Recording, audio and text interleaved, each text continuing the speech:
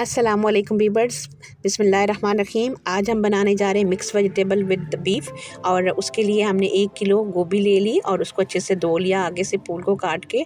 और इसी तरह से शलजम हमने लिया 1 किलो और उसको भी क्यूब की शक्ल में काट लिया, पानी में डिप करके रखा। और उसके साथ हमने गाजर ली और 3 आलू लिए, उसको भी इसी तरीके से क्यूब की शक्ल में काटा और पानी में डिप करके रखे हुए हैं। उसके साथ हमने प्याज और लहसुन का पेस्ट जो है वो बना लिया। और हमने गरम मसाला मिक्स जो है उसको 4 चम्मच बड़े वाले ऑयल के उसमें गरम करके सुर्ख मिर्च भी 2 हमने शामिल की। और लहसुन अदरक और प्याज का पेस्ट जो हमने डाला, इसको अच्छे से हमने फेरा। और 1 टीस्पून हमने हल्दी डाली, सुर्ख मिर्च डाली हमने 2 टेबल स्पून, और उसके साथ हमने 1.5 टेबल स्पून नमक डाला और सारी सब्जियां डाल के उसको अच्छे से फेरा।